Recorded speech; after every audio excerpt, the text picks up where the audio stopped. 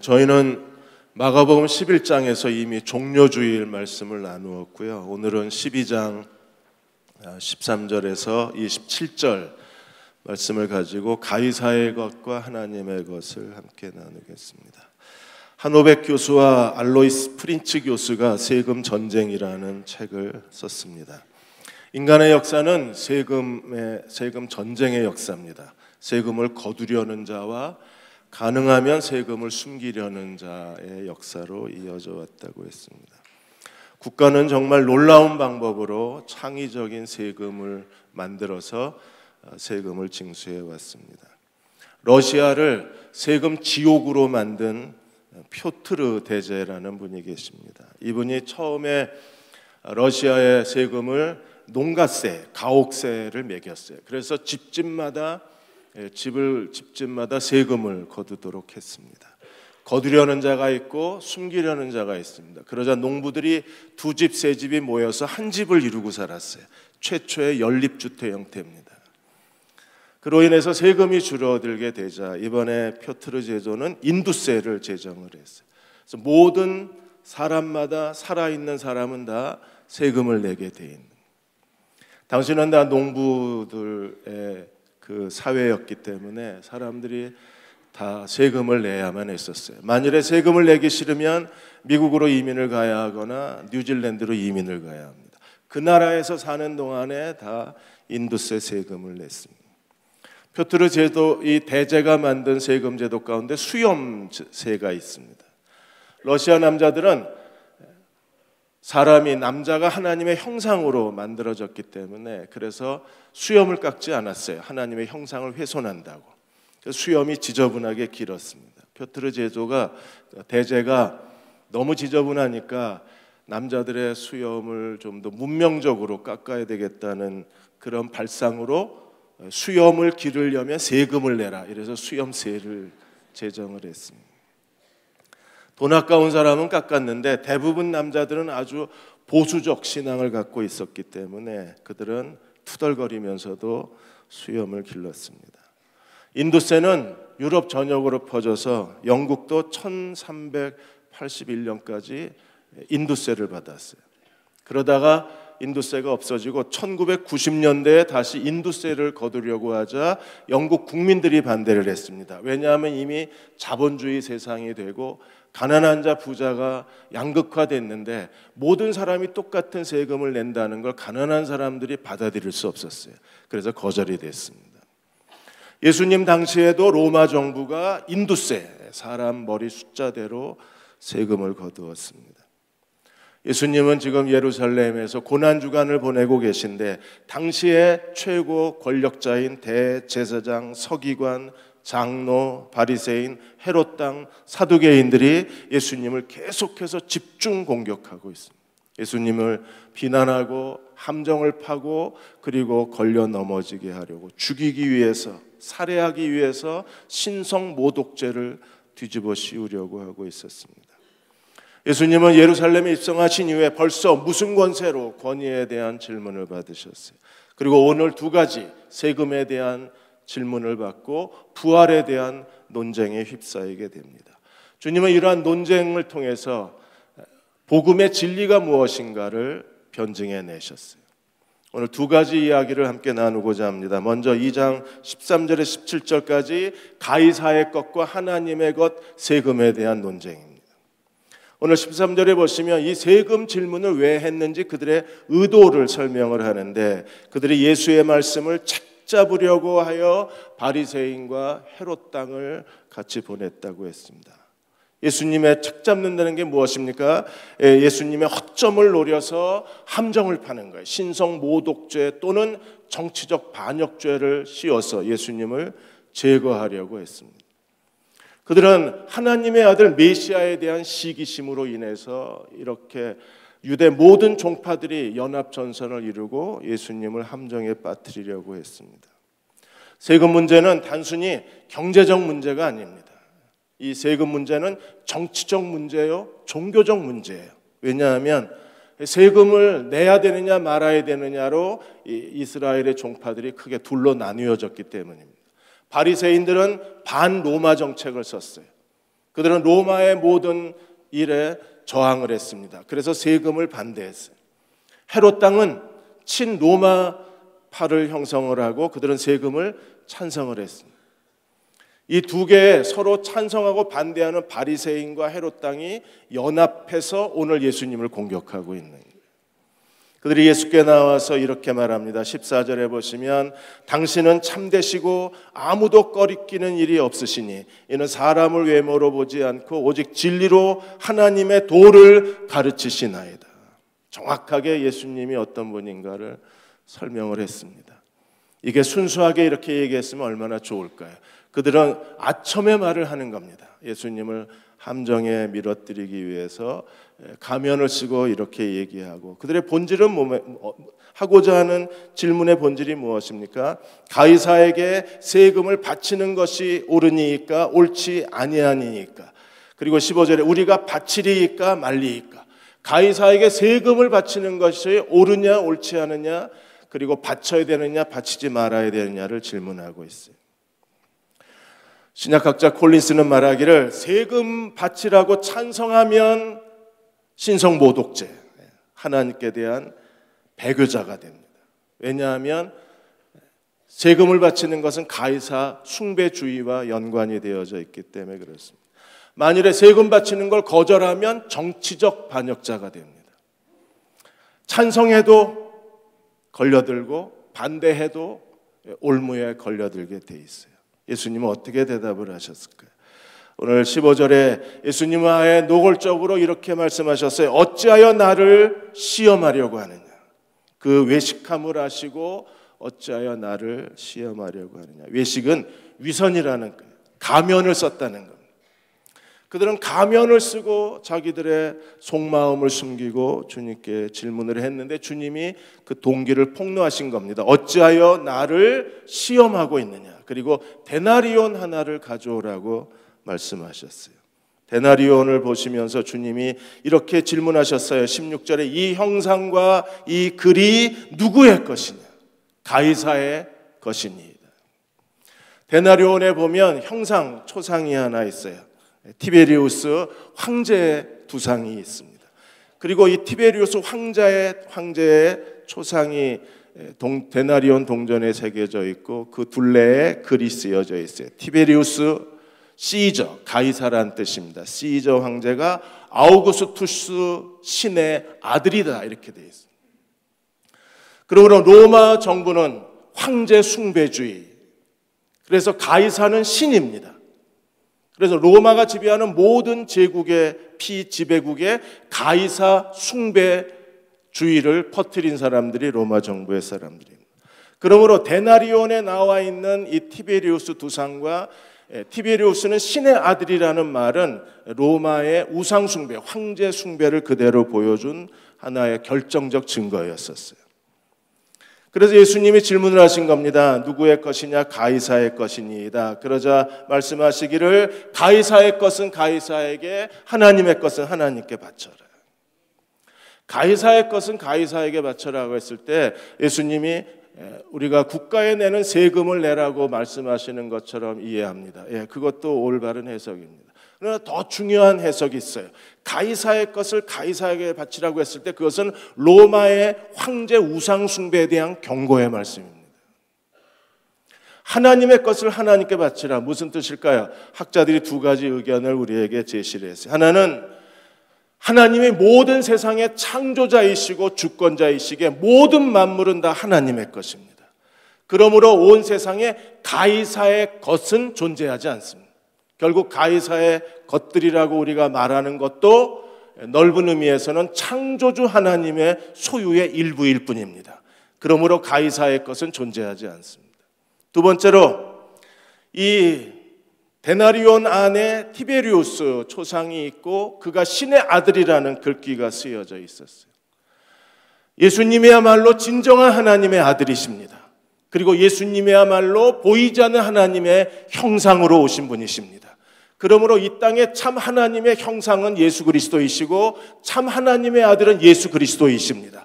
그러므로 하나님의 것을 하나님께 바치라고 하는 것은 우리가 이 세상에서 모든 우상 숭배를 거절하고 오직 하나님만 사랑하고 하나님만 섬기고 하나님만을 경배하는 하나님의 백성이 되라는 뜻입니다. 그러므로 우리는 모든 우상을 버리고 하나님을 사랑하고 섬기는 그분의 종이 되어야 합니다. 하나님의 것을 하나님께 바치는 사람들입니다. 팀 켈러가 내가 만든 신이라는 책에서 챕터 1장에서 그분이 오늘 현대인의 우상 숭배에 대한 경고의 글을 쓰셨어요.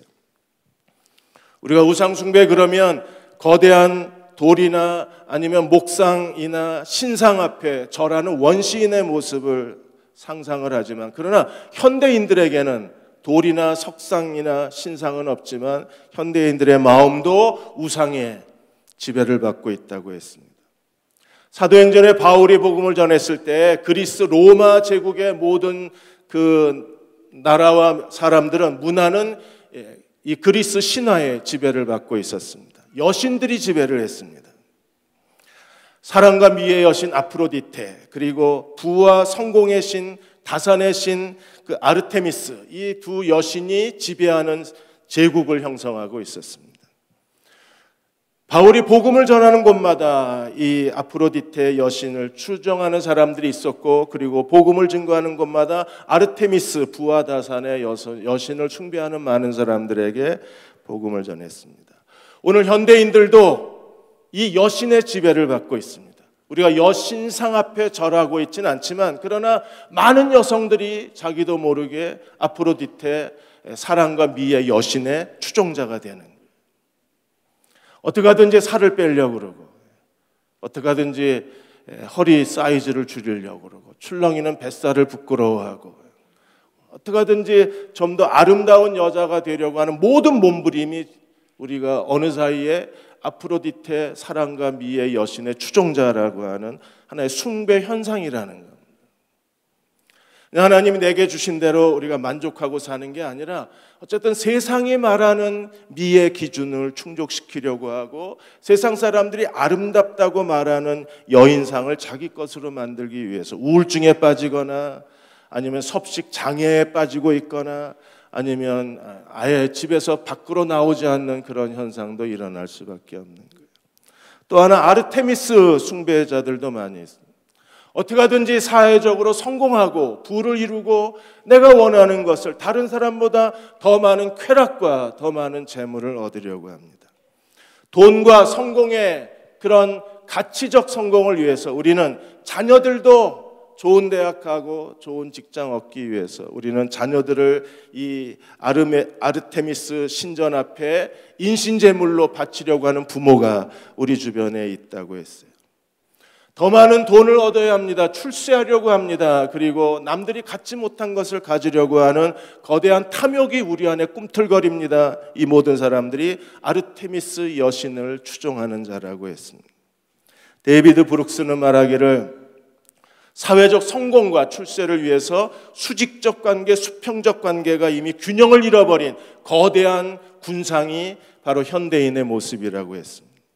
수직적 관계가 무엇입니까? 우리는 더 많은 걸 얻으려고 합니다. 사회적으로 성공하려고 합니다. 그리고 출세할 수 있다면 무엇이든지 도덕적인 잘못을 부끄러워하지 아니하고 더 출세할 수만 있다면 자기 자신이 모든 수단 방법을 가리지를 않는 사람입니다. 이런 사람들이 수직적 관계를 추구하는 사람들. 그로 인하여 수평적 관계가 다 깨져버립니다. 사회적 성공을 위해서 몰두하다가 가족 관계를 잃어버리고 남편과 아내가 차디차게 마음이 식어져 버리고 형식적인 인간관계로 남고, 그 사람은 사회적으로 도덕적이지 못한 사람으로 비난을 받아도 그는 개의치를 않는 거예요. 이번에 헌법재판관 한 분이 추천이 됐는데 청문회에서 여야 의원들이 다 놀랐습니다. 그렇게 주식의 천재 부부이신 줄 모르고 차라리 아예 주식 그쪽으로 가지 왜 헌법재판관이 되려고 하느냐는 이 얘기를 들을 정도였어요. 수직적 관계는 우리는 뭐든지 다른 사람보다 더 많이 얻으려고 합니다. 그래서 바울은 골로새 3장 5절에서 탐심은 우상숭배라 그랬어요. 모든 탐심이 다 우상숭배입니다. 더 많은 돈, 더 많은 성공, 더 많은 명성, 다 어떤 것이 우리 마음에 탐욕이 되면 그게 내가 만든 가짜 신이 되어서, 내가 만든 신이 되어서 나를 지배할 수밖에 없는 거예요. 하나님의 대용품입니다. 우리는 하나님만이 주실 수 있는 것을 내가 내 노력으로 얻으려고 하거나 내가 만든 신의 지배를 받는다면 우리는 이 시대에 우상 숭배자가 될 수밖에 없는 겁니다. 틴켈러 목사님은 2008년도에 금융위기가 일어났을 때 그 당시에 자살한 사람들의 이야기를 일장에 남겨놓았습니다. 한국에서도 한 사업가가 주가 천선이 붕괴되면서 무려 3억 7천만 원의 큰 재산 손실이 일어나자 자살을 선택했습니다. 미국에서도 성공한 수많은 사업가들이 그들이 금융 위기로 큰 어려움을 겪게 되자 권총으로 자살한 사람들이 있고 또 27층에서 떨어져 자살한 사람들의 이야기를 썼습니다. 이 사람들은 돈이 그들을 지배했던 그들의 신이었어요. 모든 걸 잃어버리자 더 이상 살아갈 의욕이 없었던 겁니다. 사랑하는 여러분, 우리는 하나님의 것을 하나님께 드려야 합니다. 하나님은 모든 것을 창조하시고 모든 것을 다 가지고 계신 주권자이십니다. 그분이 원하시면 얼마든지 우리에게 더해 주실 수 있는 하나님이십니다. 오늘 우리는 모든 마음의 우상을 버리고 오직 하나님만을 더 사랑할 줄 아는 그리스도의 종들이 되어야 합니다. 두 번째 이야기가 있습니다. 18절에서 27절까지 이제 사두개인들이 예수께 와서 부활 논쟁을 했습니다. 18절에 부활이 없다는 사두개인들이 예수께 와서 질문을 했습니다. 사두개인들은 어떤 사람들입니까? 예수님 당시에 바리새인, 에셈파, 사두개인이 3대 종파의 사람들입니다. 사두개인들은 예루살렘 성전의 제사장과 그리고 유대사회 귀족들로 구성되어져 있어요. 그들은 천사의 존재를 믿지 않았습니다. 부활을 믿지 않았습니다. 영원 불멸을 믿지 않은 사람들입니다. 그들이 예수께 와서 부활이 없다고 하는 자기들의 교리를 입증하기 위해서 신명기 25장에 나와 있는 수원법을 예를 들었어요. 수원법은 숫자가 형수 숫자입니다. 혼자가 결혼 혼자입니다. 그래서 형수와 결혼하는 법, 신명기 25장을 예를 들어서 부활이 없다는 걸 예수께 설득하려고 했어요. 19절에 모세가 우리에게 써주기를 어떤 사람의 형이 자식이 없어 아내를 두고 죽으면, 이 형수입니다. 동생이 어떻게 해야 돼요? 형수와 결혼해서 형님의 가문을 이어줘야 돼요. 가문이 사라지는 걸 막고 형수가 과부가 되어서 생존이 어려워지는 걸 막기 위해서 그래서 수원법을 하나님이 제정을 하신 겁니다. 그런데 사두개인들이 칠형제 예를 들었습니다. 7형제가 있는데 전부 하나같이 형이 아들을 낳지 못하고 일찍 죽은 거예요. 그래서 동생이 형수와 결혼하고 동생이 형수와 결혼하고 이게 무슨 사랑과 전쟁 3도 아니고 아침 불륜 드라마도 아니고 이렇게 해서 7형제가 다 한 여자하고 결혼을 한 거예요. 그리고 23절에 7사람이 다 그를 아내로 취하였으니 부활 때 그들이 살아날 때에 그 중에 누구의 아내가 되어야 되느냐. 7형제 중에 이 아내는 누구의 아내가 되어야 하느냐. 그러므로 부활은 없다고 사두개인들이 주장을 한 거예요. 예수님이 뭐라고 대답하셨습니까? 24절에 너희가 성경도 하나님의 능력도 알지 못함으로 오해하였도다 그랬어요. 성경도 알지 못하고 하나님의 능력도 알지 못해서 너희가 오해했도다. 당시에 사두개인들은요, 제사장들입니다. 하나님의 제사제도에서 최고의 지식인들입니다. 그리고 영적 지도자들입니다. 그런데 주님이 그들에 대해서 책망하시기를 성경도 하나님의 능력도 알지 못함으로 너희가 오해했다고 책망을 하신 거예요. 오늘 우리는 성경을 알고 있나요? 우리는 하나님의 능력을 알고 사는 사람들인가요? 그리스도의 십자가의 사랑과 능력을 체험하고 사는 사람들인가요? 하나님의 능력을 아는 사람들, 성경을 아는 사람들, 주님의 사랑을 체험한 사람들은 다른 사람들을 위로하고 다른 사람들에게 하나님의 사랑을 나누어 주기를 원하는 사람들입니다. 뷰티 유튜버 새벽 자매가 있습니다. 이 자매는 구독자가 45만이 넘습니다. 뷰티 유튜버는 화장하는 법을 가르쳐서 여인들이 더 아름다워지는 걸 가르치고, 그리고 패션에 대해서 가르쳐서 여자들이 더 옷을 잘 입게, 비싼 옷을 입는 게 아니라 있는 옷을 가지고 어떻게 아름답게 입을 수 있는가를 가르쳐서 45만 명의 구독자입니다. 근데 새벽 자매가 어느 날 조직 검사를 했는데 림프암 판정을 받았습니다. 그래서 국민일보에서 이 새벽 자매를 3월 30일자 신문에 인터뷰를 했습니다. 인기 뷰티 유튜버가 어떻게 암을 극복하는가를 그녀의 동영상을 통해서 소개를 한 거예요. 새벽자매가 동영상을 만들었습니다. 시련을 대하는 새벽의 자세, 자신의 자세를 동영상으로 만들었어요. 항암 치료가 시작됐습니다. 1차 항암을 치료를 받고 10일에서 12일이 지나자 머리가 빠지기를 시작했어요. 항암 치료받기 위해서 단발머리로 잘랐는데 머리가 빠지기 시작하자 새벽자매는 아예 삭발을 결심을 합니다. 이제 병원에 입원해서 치료를 받아야 되는데 이 머리카락이 너무 빠지니까 삭발을 하기로 결심을 한 거예요. 그래서 미장원에 가서 자기가 삭발하는 과정을 전부 유튜버의 동영상으로 남겨놓았습니다. 헤어 디자이너가 삭발해도 괜찮냐고 질문을 했을 때 그녀는 괜찮다고 그랬습니다. 그녀가 이 장면을 남겨놓는 이유는 자기처럼 어느 날 갑자기 아무 이유도 없이 이 고통에 덫에 걸리고, 그로 인하여 가족들이 너무나 아파하고 너무나 슬퍼하니까 환자와 자기처럼 암을 치료하는 환자와 그리고 가족들을 위로하기 위해서 여자들이 제일 견디기 어려운 이 삭발의 장면을 그대로 화면에 담은 거예요. 결국에 그녀는 삭발을 하고 울음을 터뜨립니다.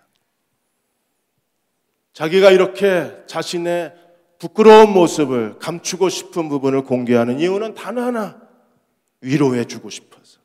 자기처럼 고통당하는 사람들을 위로하고 자기 가족처럼 마음 아파하는 사람들을 위로해 주고 싶어서 동영상을 남겨놓았습니다. 가장 보여주기 싫은 사람이 남자친구였는데 남자친구가 참 지혜로웠습니다. 그녀의 모습을 보고 귀엽다고 얘기하고, 그리고 아프지 않았으면 좋겠다고 얘기하고, 그녀의 모자를 벗기고 남자친구가 사준 모자를 씌워주었어요.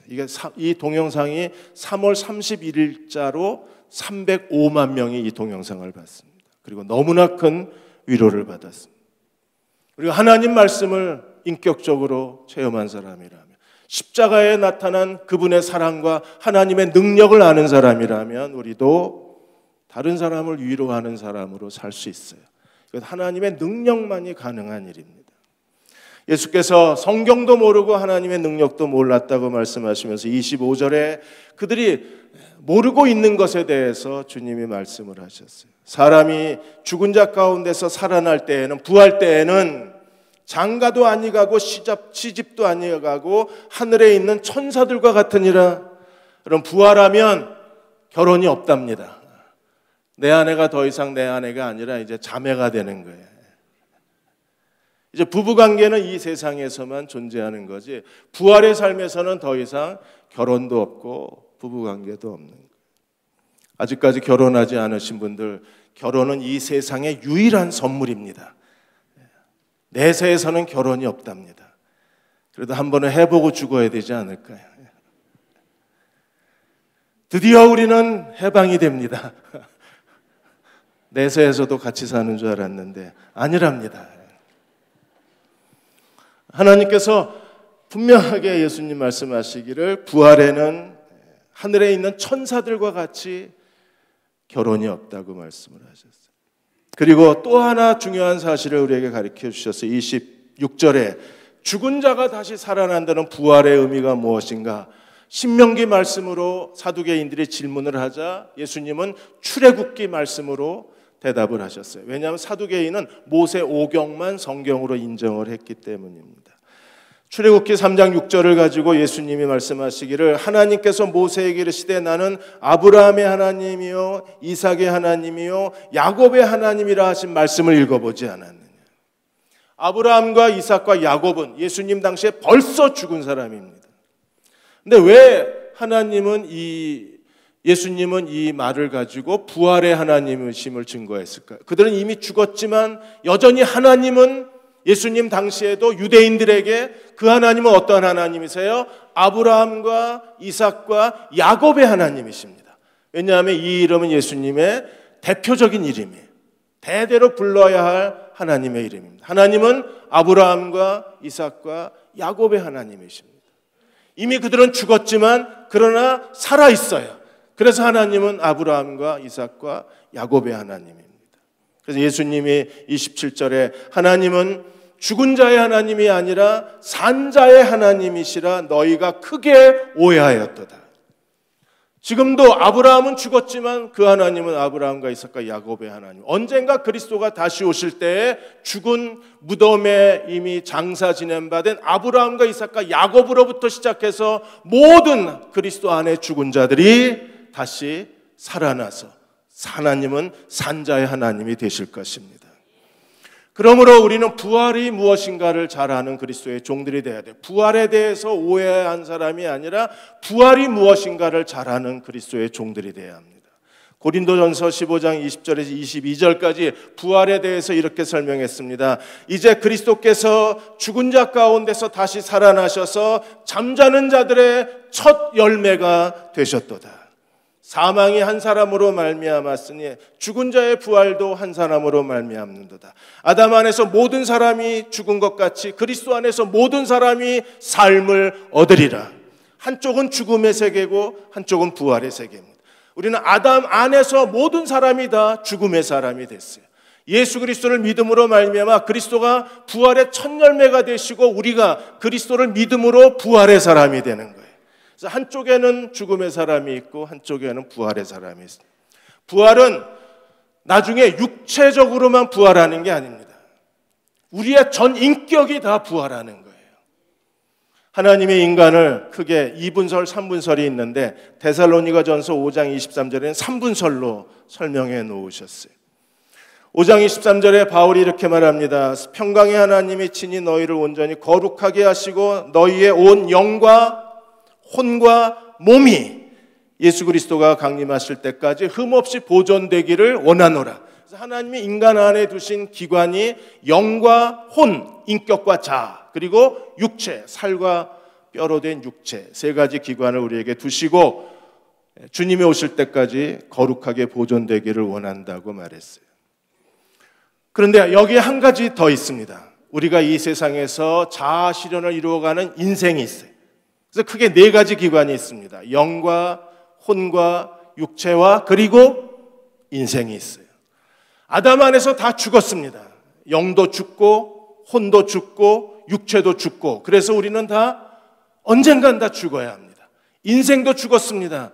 우리가 열심히 땀을 흘려서 일하지만 무엇 때문에 살아 있어야 하는지 삶의 이유와 목적을 다 망각해버렸어요.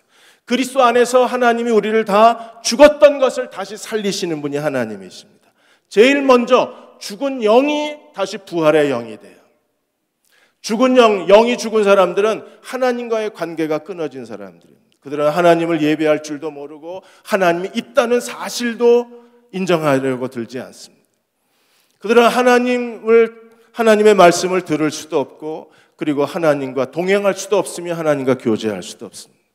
우리가 처음 교회 나갔을 때 아직까지 우리의 영이 다시 살아나지 못했을 때 우리는 어땠습니까? 예배드려도 이게 도대체 뭐 하는 건지 이해가 되지 않았어요. 설교를 할 때 많은 사람들이 설교를 듣고 기뻐하고 아멘하지만 저는 졸기만 했습니다. 왜 그래요? 영이 죽어있는 사람들은 하나님을 예배할 수 없습니다. 그러다 예수 그리스도를 믿고 우리가 거듭났을 때 제일 먼저 죽었던 영이 살아나서 우리는 하나님의 사랑을 알고 하나님을 예배할 때마다 눈물을 흘리고 주일날 예배드리는 게 기다려지고 우리는 하나님 말씀을 들으면서 깨달음을 얻습니다. 죽은 영이 부활의 영이 됐기 때문입니다. 그리고 이제 죽은 혼, 인간의 자아가 죽은 상태에 있습니다. 혼이 죽었다는 건 무슨 뜻입니까? 하나님보다 돈을 더 사랑하고 하나님보다 쾌락을 더 사랑해. 하나님보다 나를 더 사랑하는 사람들입니다. 철저하게 이기적이고 교만하고 자기중심적인 사람입니다. 그러다가 이 죽은 자아가 부활의 자아, 부활의 혼이 됐을 때 우리는 돈보다 하나님을 더 사랑하고 쾌락보다 하나님을 더 사랑하고 나보다 더 주님을 높이고 사는 사람이 될 수 있어요. 우리는 기꺼이 자기 자신을 그리스도와 함께 십자가에 못 박고 내 몸에서 그리스도가 높임을 받는 일에 내 인생 전부를 바치는 사람이 됩니다. 내가 사는 것이 그리스도라고 선언할 수 있는 사람들은 어떤 사람들입니까? 부활의 자아, 부활의 혼을 가진 사람들이에요.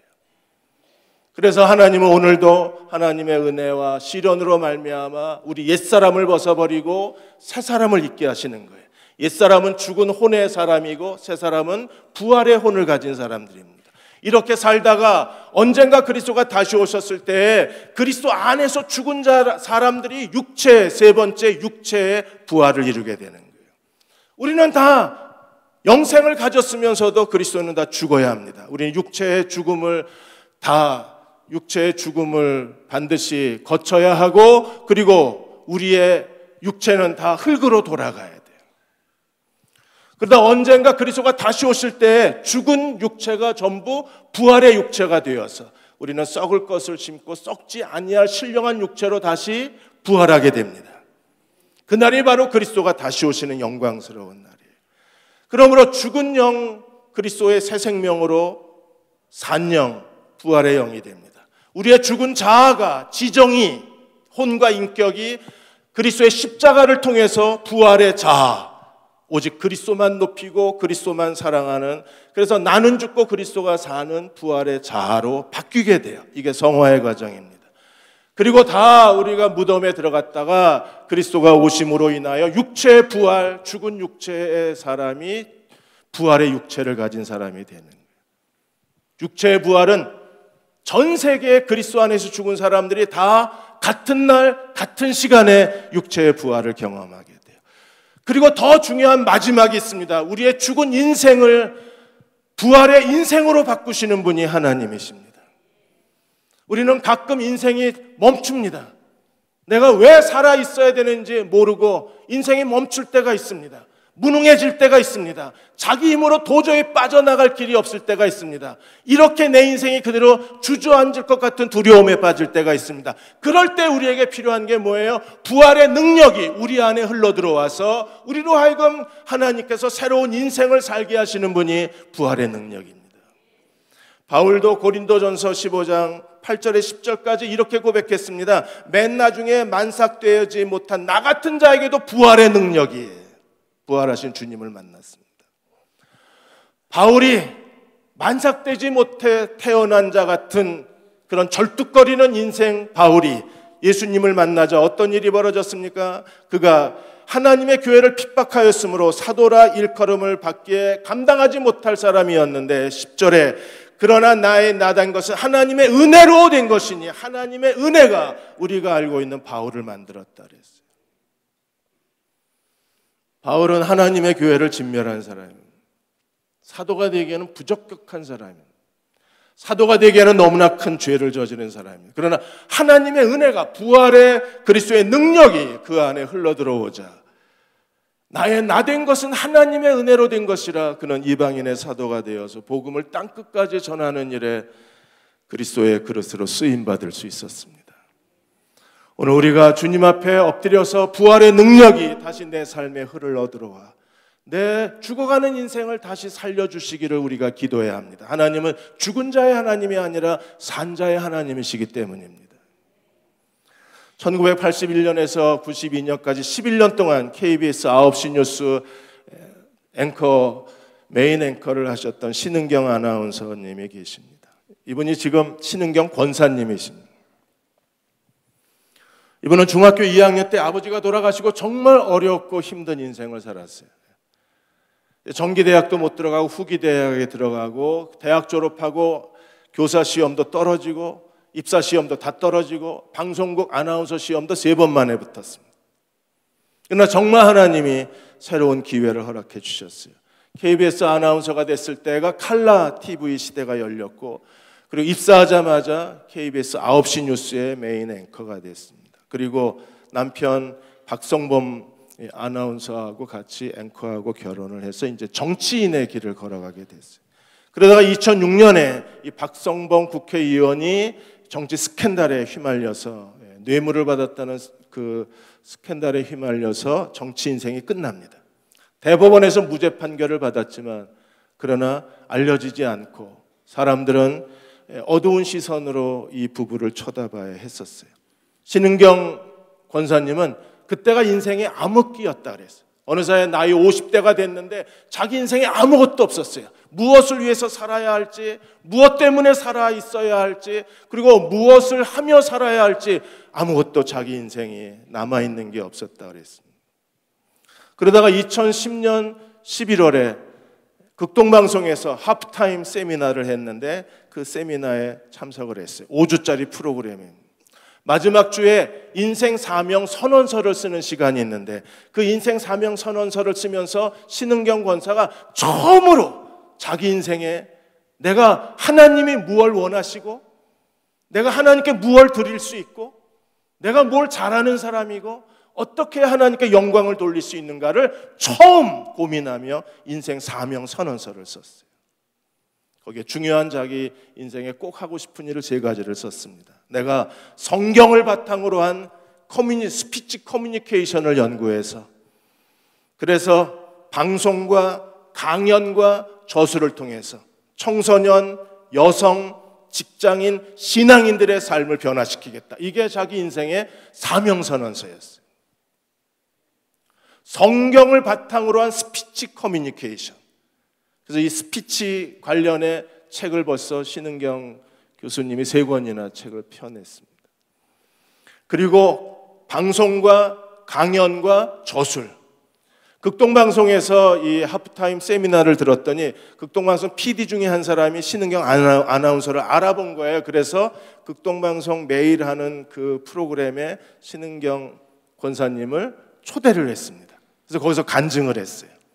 그게 인연이 돼서 신은경 그 권사님이 매일 5분씩 북한에 있는 북한 사람들에게 조선어 성경을 낭독하는 프로그램이 있는데 신은경 교수님이 매일 5분씩 목소리로 봉사를 한 거예요.